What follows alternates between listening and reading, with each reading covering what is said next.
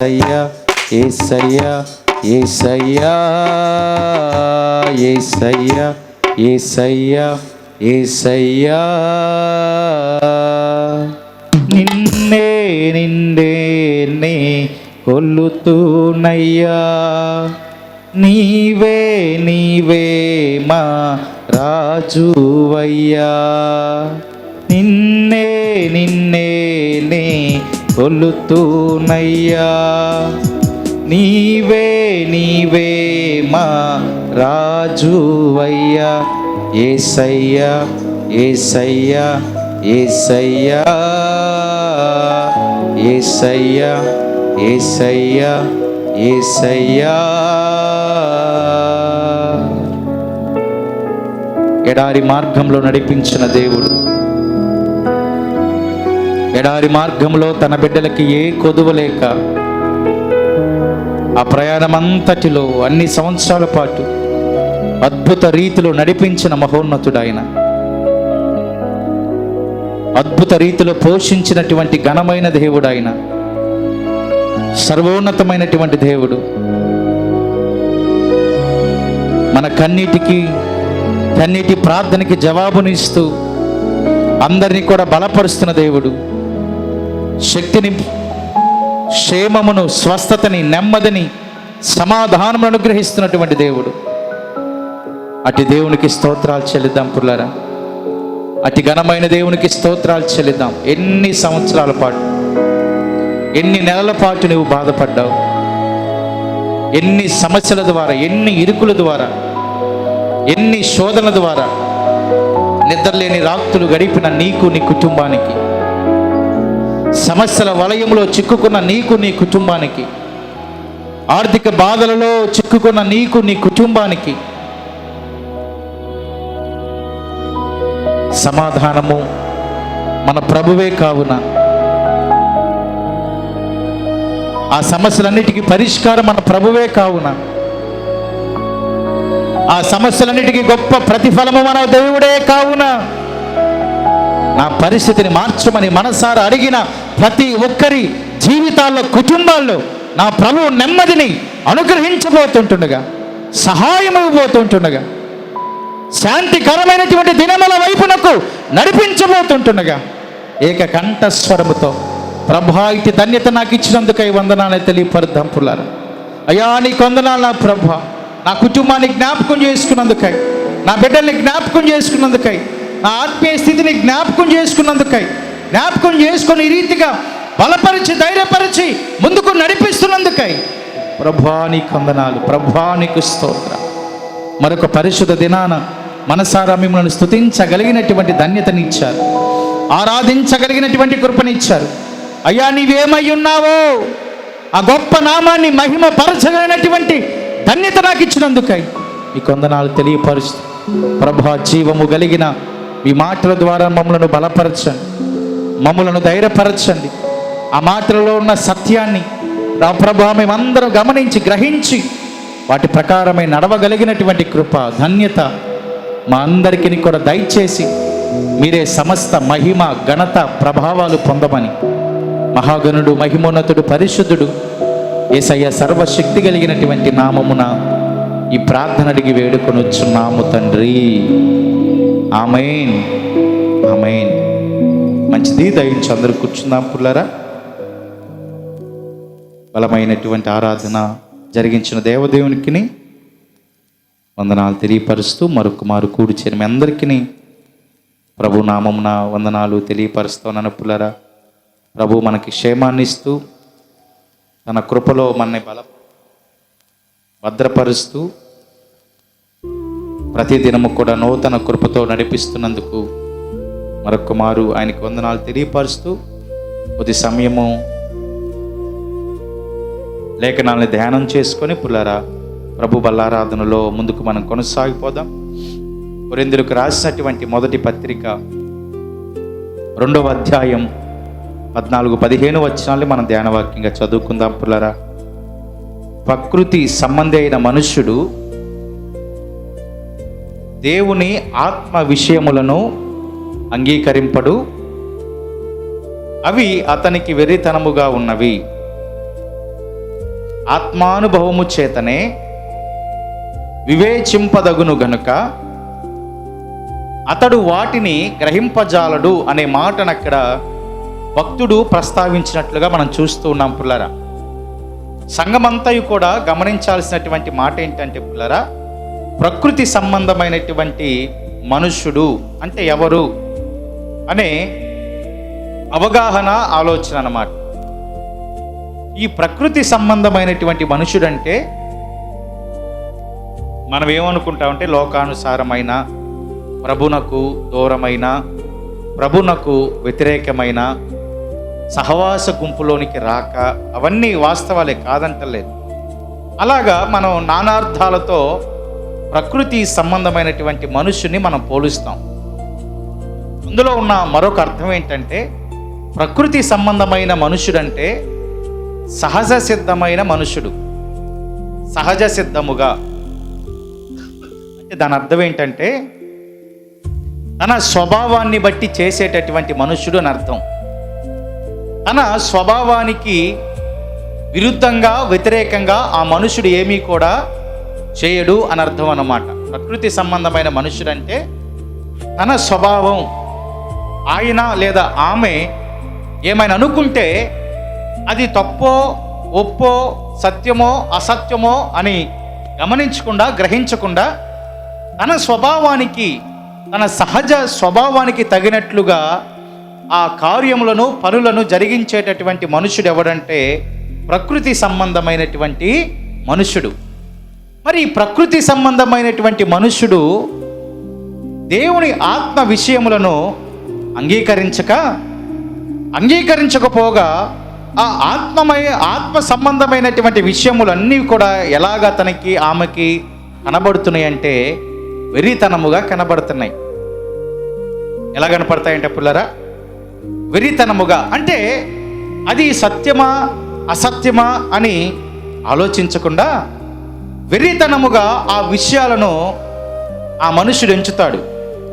ఆ విషయాలు అర్థం కావాలంటే ఆత్మ అనుభవము చేత మాత్రమే అర్థం చేసుకోగలడు, వివేచించగలడు. కానీ ఆత్మ అనుభవము లేకుండా ప్రకృతి సంబంధమైనటువంటి మనుషుడు పుల్లరా ఆ విషయాలను ఏమాత్రము కూడా అంగీకరించడు. ఎందుకంటే ఇవన్నీ కూడా అర్థం కావు. ఒకరోజు ఒక సహోదరుడు అన్నాడు, మీరు బాప్తీసం తీసుకున్నారు, ప్రభు బలలో పాలు పంపులు పొందుతారు, మీరు ద్రాక్షారసం రొట్టె తీసుకుంటారు అని అంటూ దానికి కొనసాగింపుగా ఏమన్నాడంటే, మీరు జీవితాంతం ద్రాక్షారసం రొట్టె తీసుకోవాలి, ఇక ఆహారం ఏ భుజించకూడదు అన్నాడు. ఏమన్నాడంటండి, మీరు ఇక ఉదయం టిఫిన్ లేదు, మధ్యాహ్నం భోజనం లంచ్ లేదు, నైట్ డిన్నర్ కూడా లేదు, ఇక మీరు జీవితాంతం అంతా ఏం చేయాలంటే ఆ రొట్టె తినాలి, ఆ ద్రాక్షారసమే తాగాలి. అది కూడా నాతోనే చెప్పాడు. అంటే ఈ మనుషుని మనం ఎలా అర్థం చేసుకోవచ్చు అంటే సహజ స్వభావం అది. ప్రకృతి సంబంధమైన మనుషుడు ఆత్మ సంబంధమైనటువంటి విషయాలని గ్రహించడు, అర్థం చేసుకోడు. ఇక వాటిని ఎలాగ ఎంచుతున్నాడంట, వెర్రితనంగా ఎంచుతున్నాడు. ఎలాగంటే పుల్లారా, వెర్రితనంగా. ఇంకో మనుషుడు అన్నాడు నాతో, మీరు యేసయ్యను ఆరాధిస్తున్నారు, యేసయ్యను పూజిస్తున్నారు, యేసయ్య మాటల ప్రకారంగా నడుస్తున్నారు, మరి ఆయన ఎలాగైతే ఉన్నాడో మీరు అలాగే ఉండొచ్చు కదా అన్నాడు. అదే ఎలాగయ్యా చెప్పమంటే, ఆయన ఏ వస్త్రాన్ని ధరించారో అదే వస్త్రాన్ని ధరించవచ్చు కదా అన్నాడు. నేనేమన్నానంటే, సరే నువ్వు అన్నది కూడా బాగుంది, కరెక్టు. ఆయన ఏమన్నాడంటే, ఆయన ప్రపంచమంతా ఉన్నటువంటి మనుషుల హృదయాన్ని ఆయన కోరుకుంటున్నాడయ్యా. మనుషుల హృదయాన్ని, మనుషుల మనసును యేసుక్రీస్తు ప్రభువారు కోరుకుంటున్నారు. ఒకవేళ ప్యాంటు షర్టే, లేకపోతే ఒకవేళ శారీనే, లేకపోతే ఒకవేళ వాళ్ళ యొక్క ట్రెడిషన్కి తగినట్లుగా ఒకవేళ వస్త్రాలు ధరించడాన్ని ఆయన ఏం కోరుకోవట్లేదు. కానీ అన్ని జాతుల నుంచి, అన్ని మనుషుల నుంచి ఆయన కోరుకునేది ఏంటంటే వారి మనసును, హృదయాన్ని ఆయన కోరుకుంటున్నారు. అంటే యేసయ్యలాగా జీవించడం అంటే అదే వస్త్రధారణ కాదు, కానీ ఆయన ఏ రీతిగా నడిచాడు, ఏ రీతిగా నడవమన్నాడో, ఏ రీతిగా మనుషుల హృదయాన్ని కోరుకున్నాడో దాని ప్రకారమై జీవించడమే అని చెప్పి, అంటే ఆ మనుషుడు ఎలాగ ఆలోచించాడు? ప్రకృతి సంబంధమైనటువంటి మనుషుడుగా. అంటే ఆయన అలాగున్నాడు, ఆ వస్త్రాన్ని ధరించాడు, మీరు కూడా అలాగే చేయొచ్చు కదా అని ఒక మనుషుడు.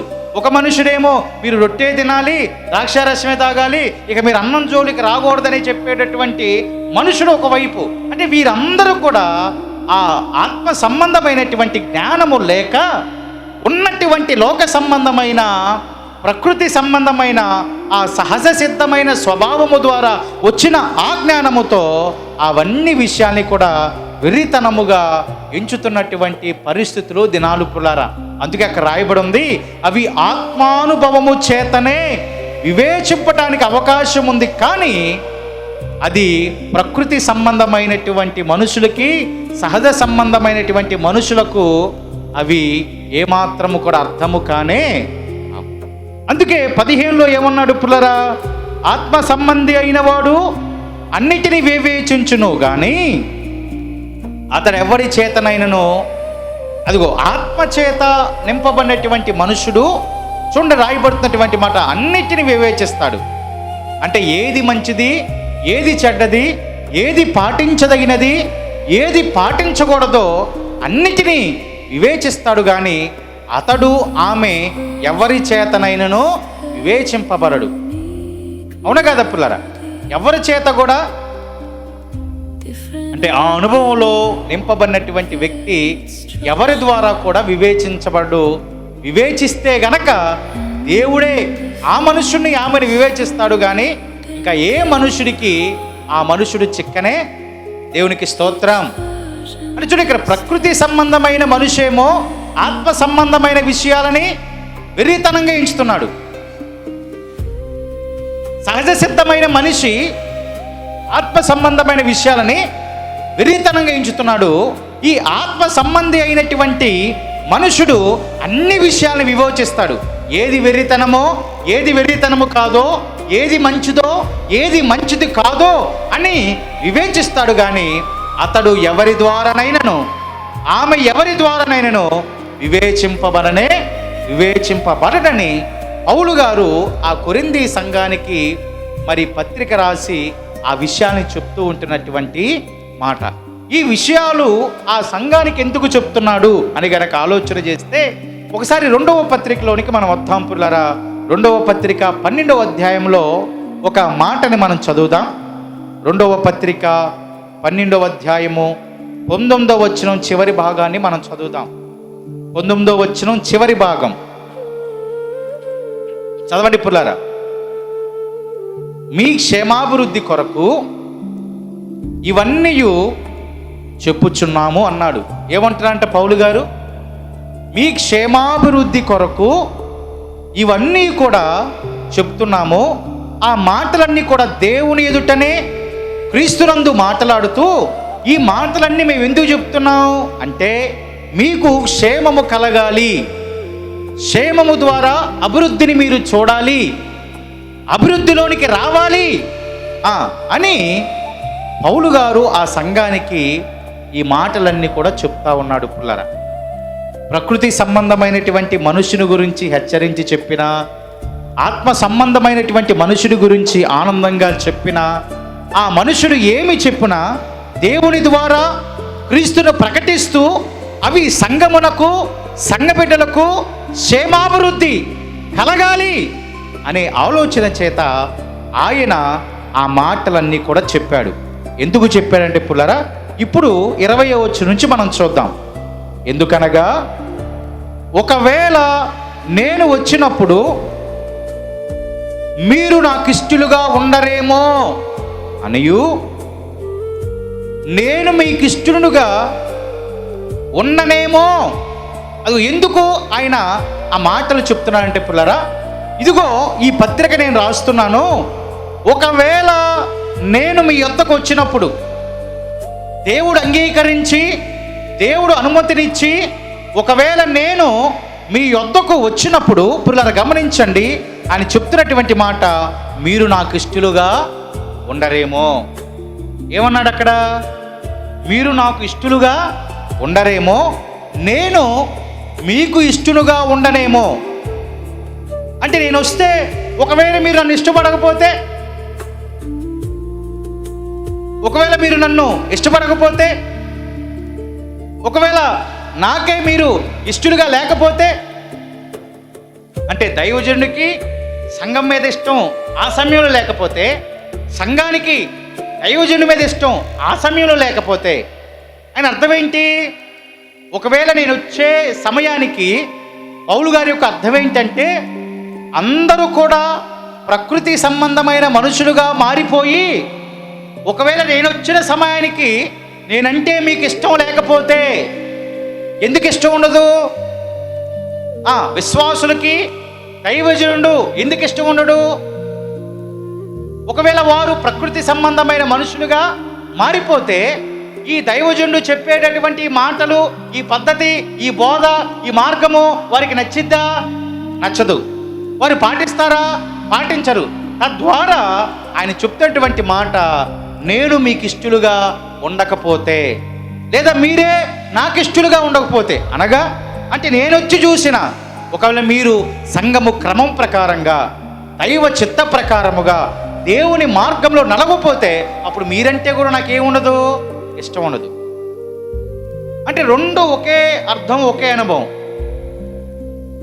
ఇక్కడ ఫైనల్గా అల్టిమేట్గా దాని యొక్క జవాబు, ఆన్సర్ ఏంటంటే, ఎవరైతే దేవుని పద్ధతిలో నడవకుండా ఉంటారో, దేవుని మార్గములో నడవకుండా ఉంటారో, ఒకవేళ మనము వెళ్ళినా లేదా వారే మన దగ్గరికి వచ్చినా, మనము వారికి ఏమాత్రం నచ్చనమే. అందుకే అన్నాడు ఆయన, నాకు ఇష్టలుగా ఉండరేమో, నేను మీకు ఇష్టలుగా. ఎప్పుడు ఆయనకి ఇష్టలుగా ఉంటాయి? ఎప్పుడు జనులకు దైవజనుడు ఇష్టంగా ఉంటాడు? ఒకవేళ దేవుని మార్గమును వారు మీరినా ఏం పర్వాలేదులే అన్నప్పుడు, అప్పుడు దైవజనుడు ఎవరికి ఇష్టం ఉంటుందంట? ప్రజలకు ఇష్టం ఉండిద్ది. అర్థమైందని ఈ మాట? అర్థం కాలేదనుకుంటా. ప్రజలు దేవుని మాటను మీరినా, దైవజనుడు ఏమనకపోతే అప్పుడు ఏమైంది? ఇష్టమే. కానీ మీరారు అని గమనించిన దైవజనుడు, అబ్బాయి నువ్వు మీరావు, అమ్మ నువ్వు మీరావు అని హెచ్చరించినప్పుడు నీకు ఇష్టమే ఉండిద్ది? ఉండిద్దా ఉండదా? అందుకే ఈ మాటలు నేను మీకు ఎందుకు చెప్తున్నా అంటే, మీకు క్షేమాభివృద్ధి కలగటానికి. దేవునికి స్తోత్రం. ఏమన్నారంట? మీకు క్షేమాభివృద్ధి కలగటానికి.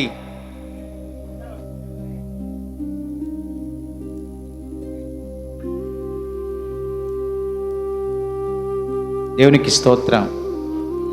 సార్ హల్లెలూయా. చూడండి, ఒకసారి ఆలోచన చేయండి పిల్లరా. ఇష్టడుగా ఉండడేమో, ఇష్టడుగా ఉండడేమో అంటే ఇవన్నీ మాటలు ఎందుకు చెప్తున్నా అంటే, క్షేమాభివృద్ధి. దేనికోసం అంటే పిల్లరా, క్షేమాభివృద్ధి కలగటాని కోసమే నేను ఈ మాటలు చెప్తున్నానని పౌలు గారు ఆ సందర్భంలో వారికి చెప్తూ ఉంటున్నటువంటి మాట.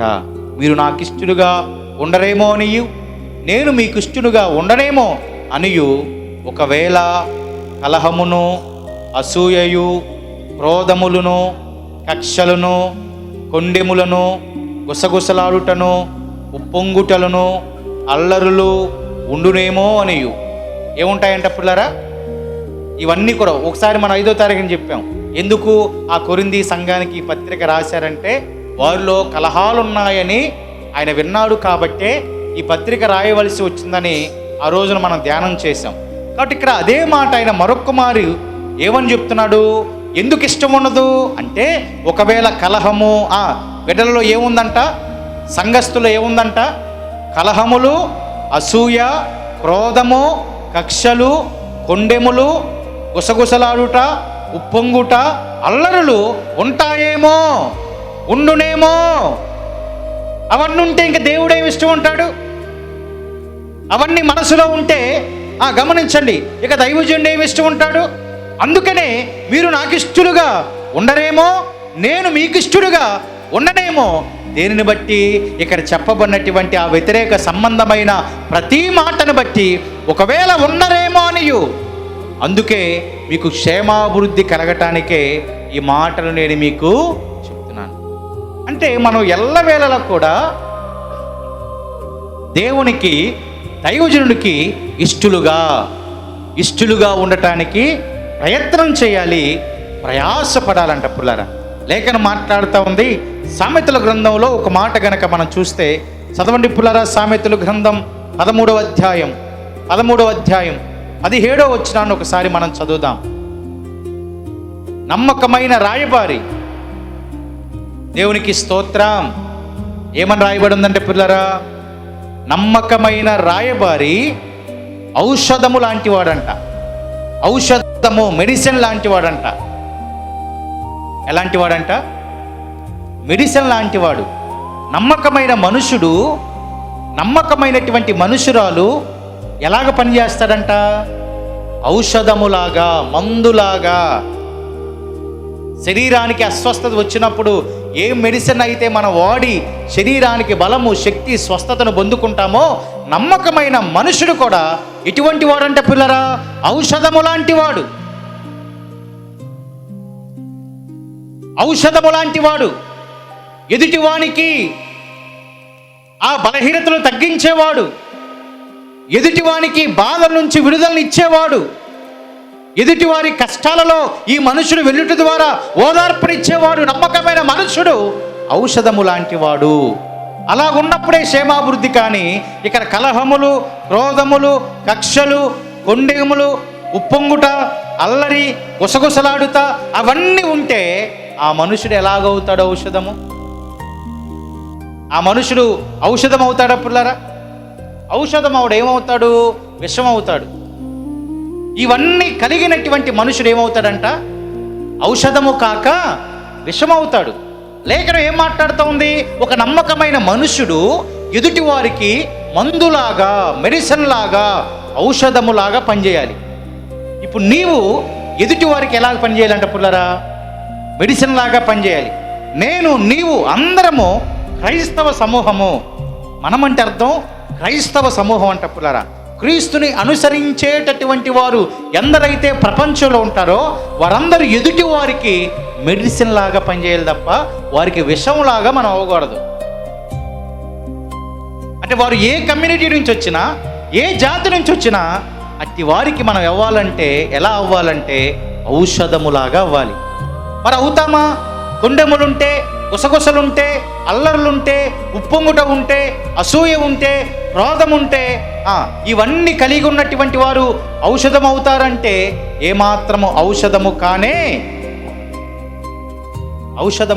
కావున మనం ఔషధములాగా ఉండాలని లేఖనం మాట్లాడుతూ ఉంది. ఇంకా అదే సామెతల గ్రంథంలో మరొక మాట గనక చూస్తే పుల్లరా, 25వ అధ్యాయం ఒకసారి చూడండి. 25వ అధ్యాయము 13వ వచనాన్ని గనక ఒకసారి మనం చదివితే, నమ్మకమైన దూత తనను పంపువానికి కోతకాలపు మంచు చల్లదనము వంటి వాడు తన యజమానుల హృదయమును, దేవునికి స్తోత్రం, ఏం చేస్తారంట? మనుషుడు, నమ్మకమైన మనుషుడు ఏం చేస్తారంట? కోతకాలపు మంచు లాంటి వాడు తన యజమాను యొక్క హృదయాన్ని ఏం చేస్తారండి? తెప్పరిల్లా చేస్తాడు. అంటే నీవేం చేస్తావు? ఇప్పుడు నీ యజమాని హృదయాన్ని సంతోషపెడతావు. నీ యజమాని యొక్క హృదయాన్ని, మనసుని సంతోషపెడతావు.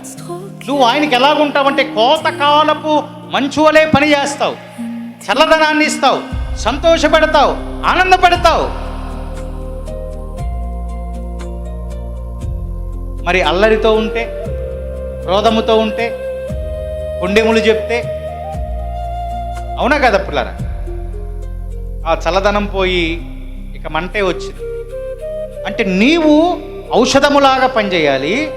నీవు కోతకాలపు మంచు ఎంత చల్లగా ఉండి యజమాని యొక్క హృదయాన్ని ఆ మంచు, ఆ చల్లదనం ఎలా తెప్పరిల్ల చేస్తుందో, ఒక క్రైస్తవ సమూహములో క్రీస్తును అనుసరించి నడిచేటటువంటి ప్రతి మనుషుడు కూడా ఔషధములాగా కోతకాలపు మంచు వలె అందరి హృదయాలను తెప్పరిల్ల చేసేటటువంటి అనుభవాల వైపునకు మనం నడవాలి పురులారా. అందుకే అక్కడ ఆ మాట ఆయన అన్నాడు కదా, మీరు నాకు ఇష్టలుగా ఉండరేమో, ఒక నేనే మీకు ఇష్టలుగా ఉండరేమో. ఎందుకు ఉండరు అంటే ఇక్కడ చెప్పబడినటువంటి లక్షణాలన్నీ, క్రోధము, కొండెము, గుసగుసలు, అల్లరి, ఉప్పొంగుట, అసూయ, కలహములు అవన్నీ ఉన్నంత కాలము నీవు ఔషధము కాలేవు, నీ ద్వారా ఎవరి హృదయము తెప్పరిల్లదు పుల్లారా. అందుకు ఆయన అన్నాడు, ఒకవేళ అల్లర్లు ఉండునేమో అనుయు, నేను మరలా వచ్చినప్పుడు నా దేవుడు మీ మధ్య నన్ను చిన్నబుచ్చునేమో అనుయు. నేను మరలా వచ్చినప్పుడు నేను చిన్నబుచ్చబడతానేమో. ఏమంటున్నాడంట? ఎందుకు చిన్నబుచ్చబడతానంట ఆ దైవజనుడు? చెప్పండి ఒకసారి. నేను మరలా వచ్చినప్పుడు నా స్థితి చిన్నబుచ్చే స్థితి అవుతుందేమో అనే భయం ఉందంట ఆయనలో. ఎందుకుంది? ఒకవేళ వారు ఔషధములాగా పనిచేయకపోతే, ఒకవేళ వారు యజమాని హృదయాన్ని తెప్పరిల్లే చేసేటట్లుగా లేకుండా అక్కడ చెప్పబడిన అన్ని లక్షణాల్లో వారు గనక వెళ్ళి కొనసాగుతూ ఉన్నప్పుడు, ఆ సమయంలో దైవజనుడు ఆ ప్రాంతానికి వెళ్ళి ఆ ప్రజల మధ్యకు వెళ్ళి చూసినప్పుడు మరి ఆయనకి చిన్నతనమేగా కాదా పుల్లారా? చిన్నతనం అవునంటారా కాదంటారా? చిన్నతనమే, చిన్నతనం పుల్లారా. నేను చిన్న బుచ్చుకొని ఉంటానేమో అంటే ఆ విశ్వాసులు ఆ నడిపిస్తున్నటువంటి నాయకుడికి, దైవజనునికి ఆ జన సమూహము మధ్య ఏం కలగజేస్తున్నారంటే చిన్నతనాన్ని. ఇక ఆయన అక్కడ గద్దించలేడుగా, ఇక ఆ మనుషుల మధ్య గద్దించలేడుగా. ఇక ఎక్కడ గద్దించాలి? సన్నిధిలోనికి వచ్చినప్పుడో, ఆరాధనకు వచ్చినప్పుడో అలా చేసావు అది తప్పు అని చెప్పాలి.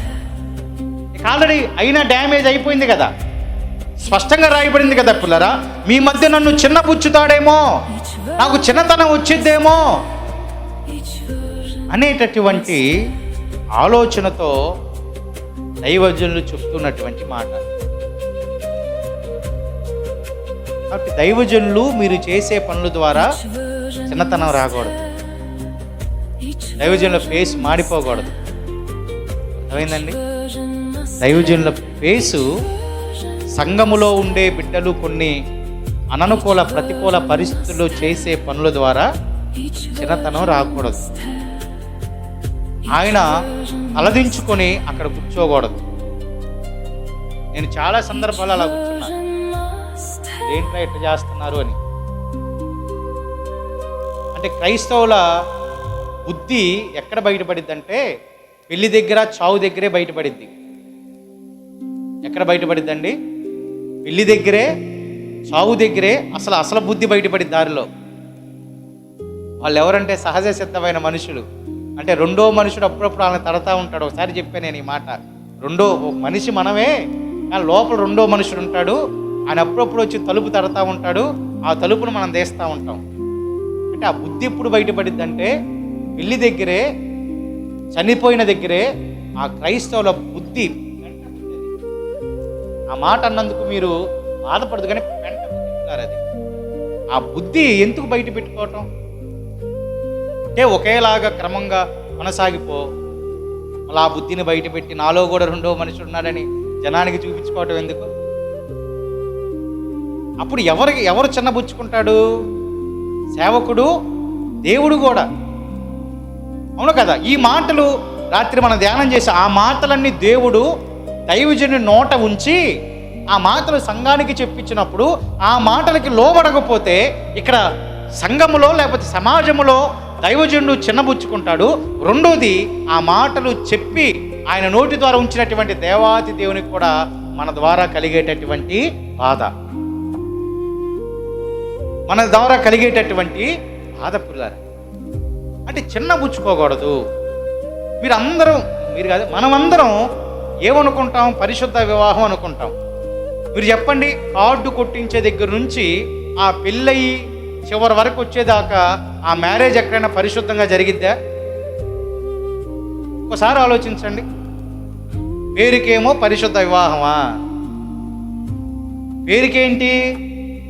పేరుకే పరిశుద్ధ వివాహం. ఇక దాని పక్కన ఆ తంతు ప్రారంభమైన దగ్గర నుంచి ఇక మనం పరిశుద్ధ ముందు ఆబెట్టుకుంటాం. ఇక అదంతా కూడా అపరిశుద్ధం అయిపోయింది.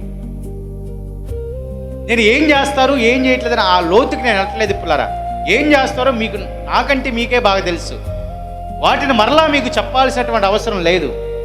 కానీ పరిశుద్ధ వివాహం అని పేరు పెట్టుకొని దాన్ని పరిశుద్ధంగా చేయకుండా దాన్ని అపరిశుద్ధంగా చేస్తూ, మొన్న ఒక మ్యారేజ్కి వెళ్ళాను. ఆ మ్యారేజ్ అవలా, మ్యారేజ్ చివరిలోకి వచ్చింది, అవలా. పాపం వాళ్ళందరూ చివరిలో సంతకాలు అయిన పెట్టేస్తూ ఉంటారు కదా, వీళ్ళందరూ స్టేజ్ మీదే ఉన్నారు. ఒక పక్క రెండో స్టేజ్ వేశారు, అక్కడ సినిమా పాటలు వేసి డ్యాన్సులు మొదలు పెట్టారు. ఈయన ఇక్కడే ఉన్నాడు, పాస్టర్ గారు 2-3 స్టేజీ మీద ఉన్నారు. వివాహ కార్యక్రమం అవ్వలేదు, చివరికి రాలేదు, ఏమీ అవ్వలేదు. ఒక పక్కన వాళ్ళు వాళ్ళ భజన మొదలు పెట్టారు. ఎవరు హెచ్చరించేది? ఇక్కడ ఆయన చెబితే వింటారేంటి? వాళ్ళు వినరు. వాళ్ళు ఎవరు? ప్రకృతి సంబంధమైన మనుషులు, వాళ్ళు సహజ సిద్ధ స్వభావం వాళ్ళు. ఇక వాళ్ళు ఎవరు చెప్పినా వినరండి. ఆ టైంలో వింటారా? ఎవరు చిన్నబుచ్చుకుంటారు? అప్పుడు సేవకులే చిన్నబుచ్చుకునేది. ఒకవేళ పట్టించుకొని సేవకుడు అంటే నాకెందుకులే పెళ్లి చేసి వెళ్ళిపోతాను అనుకుంటాడు, అంతే కదా పుల్లారా? కానీ స్థానికంగా ఉండేటటువంటి దైవజెండేగా బాధపడేది, అవునా కదా? స్థానికంగా ఉండే దైవజెండే బాధపడేది, చిన్నబుచ్చుకునేది. అందుకని మన బుద్ధి ఈ 2 విషయాల్లో బయటపడిద్ది.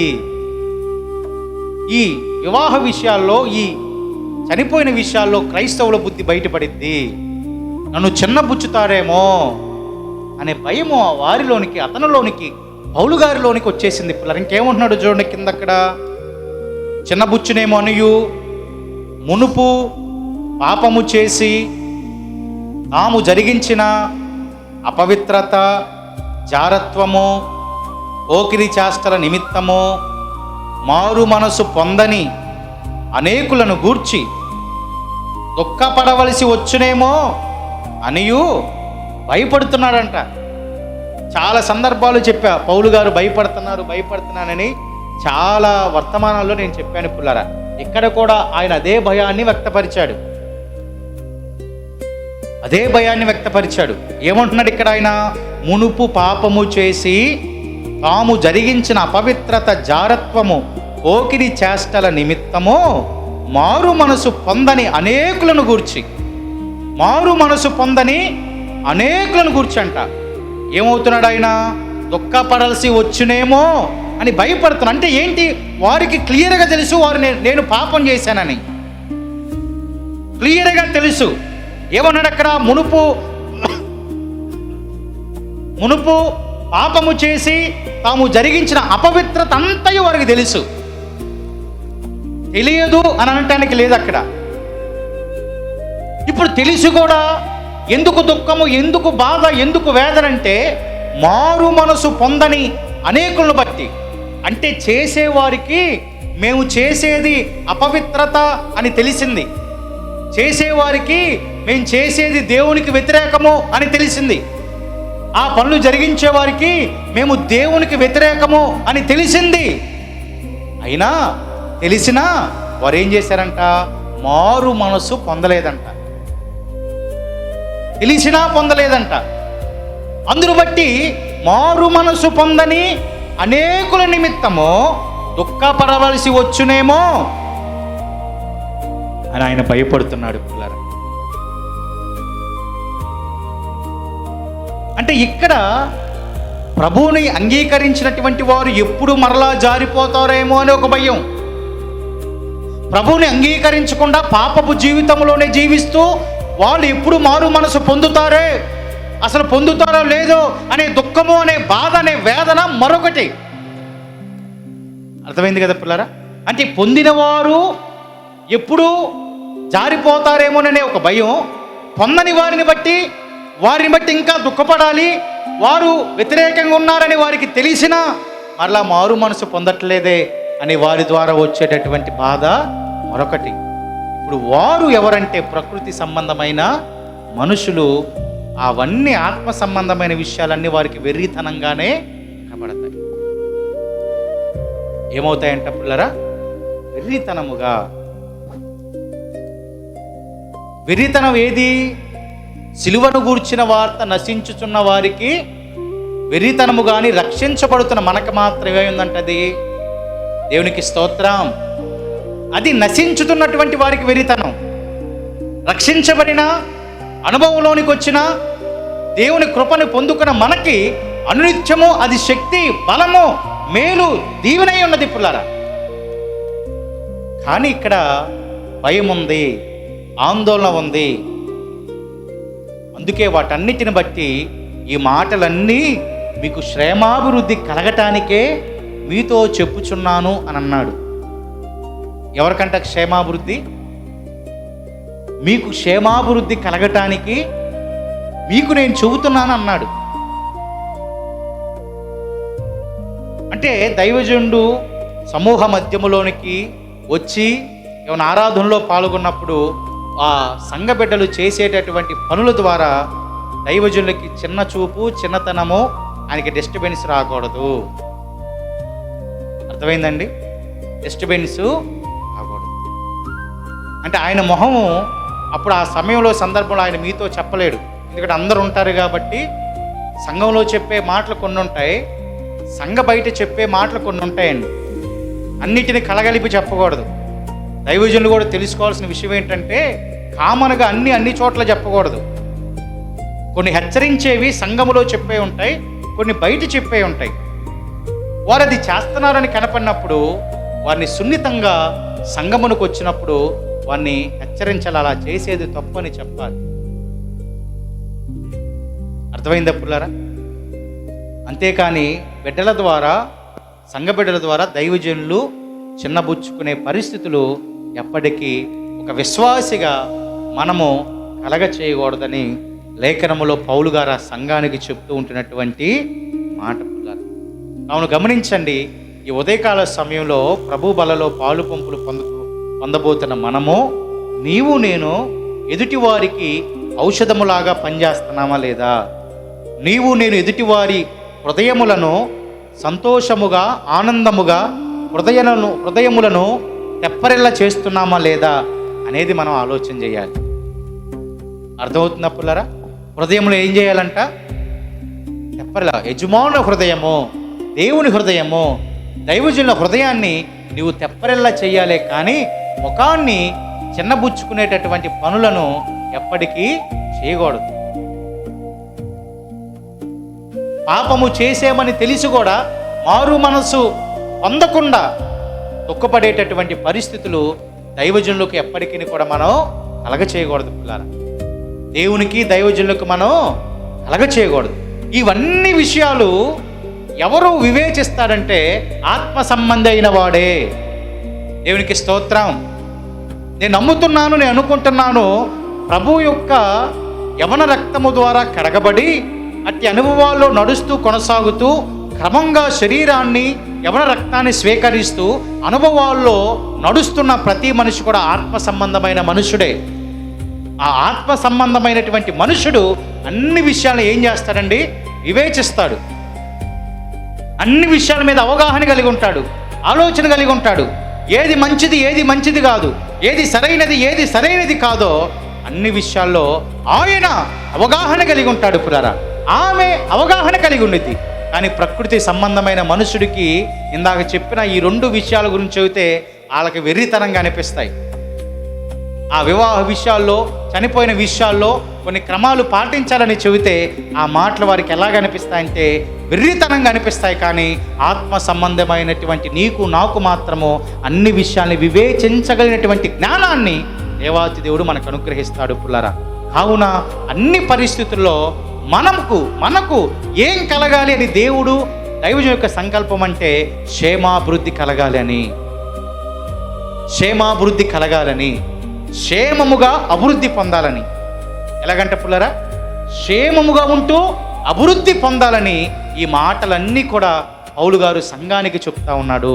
కలహములు, క్రోధములు, అల్లరులు, ఉప్పొంగుట, అసూయ, క్రోధము అవన్నీ ఉంటే మనం ఎప్పటికీ అంటే వారు ఎప్పటికీ దైవజనులకు వారు ఇష్టంగా ఉండలేరు. అలాగని వారు కూడా దైవజనులు ఏమాత్రం ఇష్టపడనే.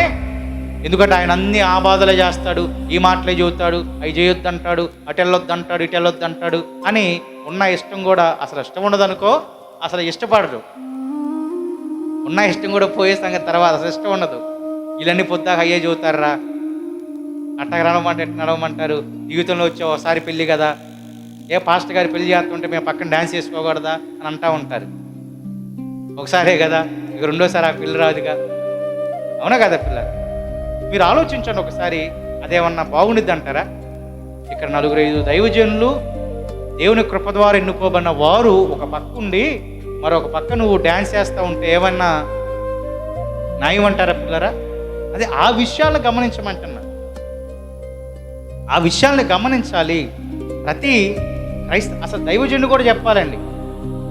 దైవజనుడు కూడా చెప్పాలి వాళ్ళకి, ఒక అబ్బాయి ఇవన్నీ పెట్టుకుంటే నేను పెళ్లి చేయనని చెప్పండి. అట్లా చెప్పేవాళ్ళు ఎవరుండరు. ఎవరుండరు అంటే ఇండిపెండెంట్గా ఉండే మనలాంటి వాళ్ళు ఉంటారు తప్ప సంఘాల్లో ఉండేటటువంటి వాళ్ళు చెప్పరు. అలాగా కొంతమంది చదువుతారేమో నాకైతే తెలియదు, కానీ ఇండివిజువల్గా ఉండే వాళ్ళు మాత్రం చదువుతారు. నువ్వు అది చేస్తే నేను పెళ్లి చేయను అని ఒక మాట చెప్పండి, ఇంకో పాస్టర్ అని పిలిపించుకుంటారు. అవునా కాదు? అంటే చెప్పాలి లేదండి, చెప్పాలి. ఒకవేళ వాళ్ళు తెలియకే చేశారేమో, సరే రెండో మాట కూడా అనుకుందాం, పాపం వాళ్ళు లోకానుసారులు కాబట్టి వాళ్ళకున్న ఏదో నేను బాగా చేసుకోవాలి పెళ్ళి, నేను ఇలాగ చేసుకునే ఆలోచనతో ఉంటారు కాబట్టి తెలియక చేస్తూ ఉంటారు.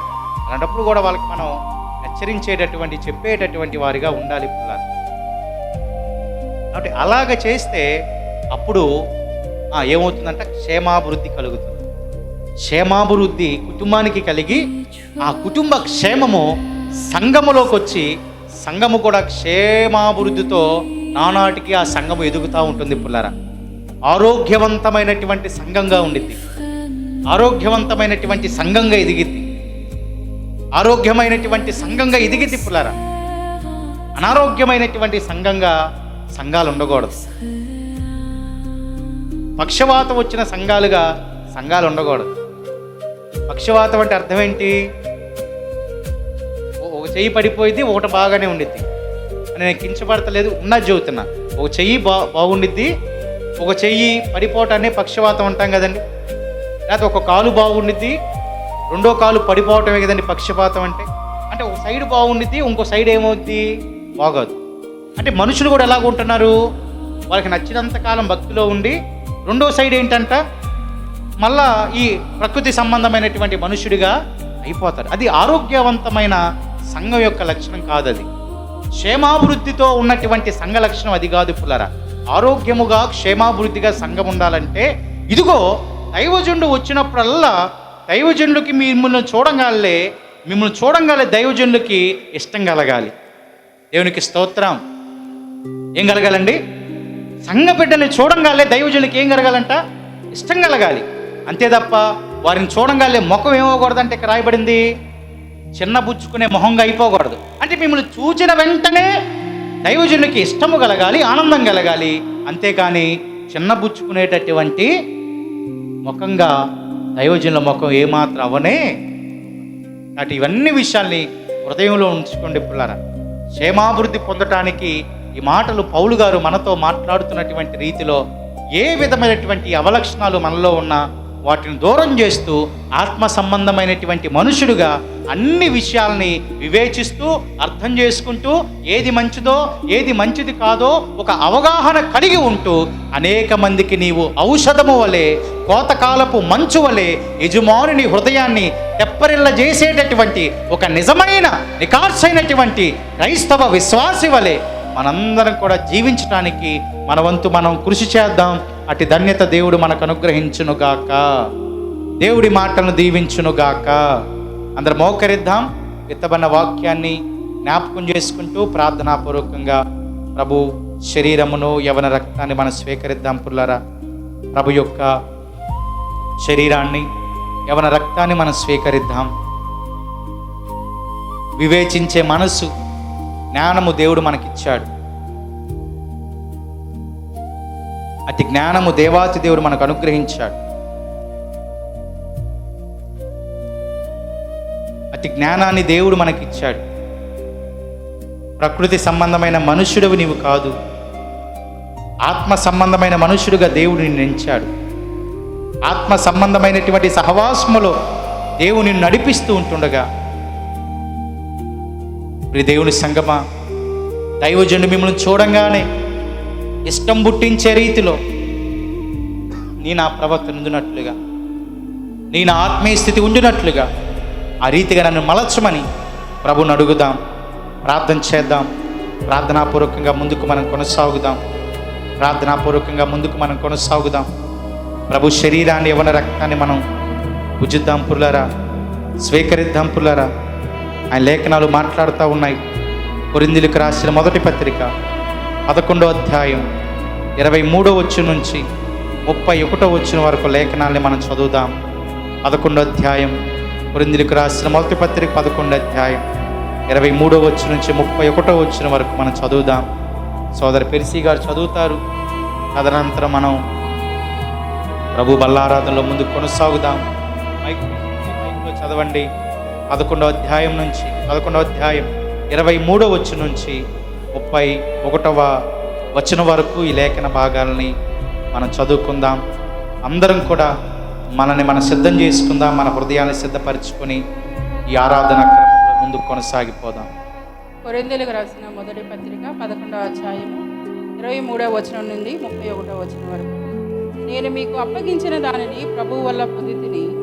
ప్రభు అయిన యేసు తాను అప్పగింపబడిన రాత్రి ఒక రొట్టెను ఎత్తుకొని కృతజ్ఞతాస్తుతులు చెల్లించి దానిని విరిచి, ఇది మీ కొరకైన నా శరీరము, నన్ను జ్ఞాపకము చేసుకున్నటకై దీని చేయుడని చెప్పెను.